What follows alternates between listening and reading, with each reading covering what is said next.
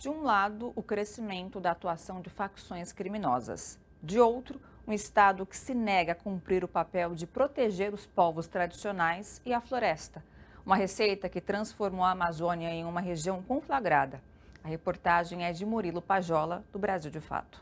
As mortes de Bruno Pereira e Dom Phillips silenciaram vozes que denunciavam a captura da Amazônia por criminosos ambientais. Mas o Vale do Javari, onde eles desapareceram, está longe de ser a única área conflagrada no bioma. Nos últimos anos, atividades econômicas desenvolvidas ilegalmente em áreas protegidas se conectaram com o narcotráfico, o garimpo, a caça e a pesca ilegais, a grilagem e a extração irregular de madeira se tornaram opções rentáveis e seguras para facções que atuam no comércio e transporte de drogas pela fronteira. E quando eu falo crime organizado, eu não posso mais falar crime organizado apenas relacionado ao tráfico de drogas, mas o crime organizado é relacionado também ao contrabando de madeira, ao contrabando de minério, a essa pesca de forma predatória e ilegal que ocorre e que envolve toda uma organização e uma estrutura organizacional que dê condições para que isso funcione. E, por fim, é uma região de muita vulnerabilidade social, com muita pobreza. O que significa dizer que é muito fácil cooptar ribeirinhos que não têm nenhum tipo de possibilidade de ascensão a partir do contato com o tráfico de drogas. Segundo o especialista, o avanço predatório sobre as populações tradicionais da Amazônia é legitimado por um modelo de desenvolvimento que enxerga áreas protegidas como fonte de lucro, uma concepção que entende como atraso as atividades tradicionais desenvolvidas desde antes da chegada dos portugueses. Então, esse movimento, ele não é uma omissão, ele é um projeto. É um projeto, inclusive, eu diria para ti, necropolítico. De uma política de morte, não só dos povos tradicionais, dos povos da floresta, mas também da própria floresta.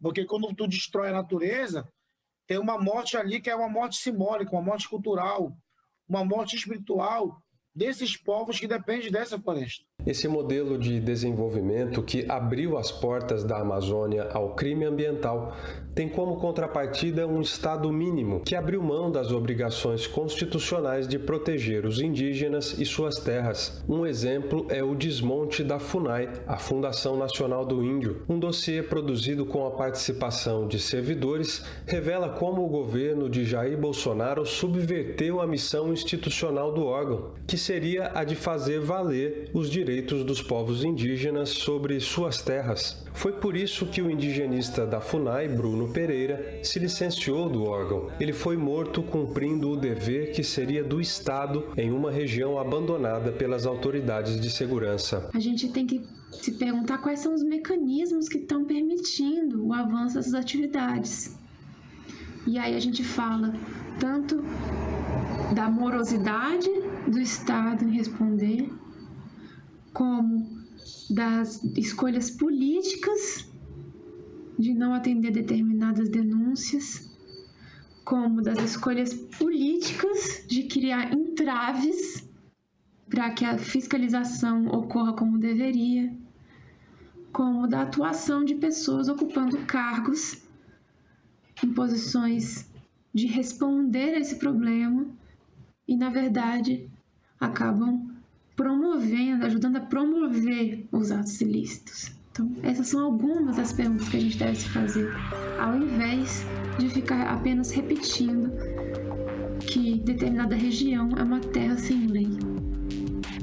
A gente deve se repetir são outras coisas. A gente deve repetir as perguntas incômodas. A comissão externa da Câmara sobre o assassinato de Bruno Pereira e Dom Phillips aprovou hoje, em sua primeira reunião, uma série de requerimentos, incluindo uma visita técnica à região do Vale do Javari, no Amazonas. A ida à região deve ocorrer na semana que vem.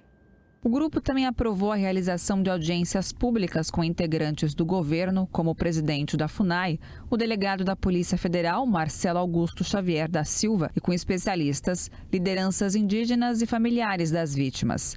O colegiado também deve pedir providências para garantir a proteção aos indígenas que atuam no local e que auxiliaram as autoridades nas buscas pelos corpos do indigenista e do jornalista. A autora do requerimento, a deputada Joênia Wapichana, pediu que a comissão solicite as providências imediatamente.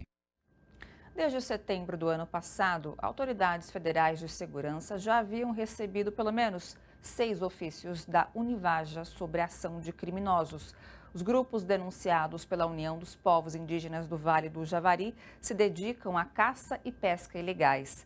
Na avaliação da Univaja, todas as provas apresentadas contestam a versão da Polícia Federal de que os assassinatos de Bruno Pereira e Dom Philips não tiveram mandantes.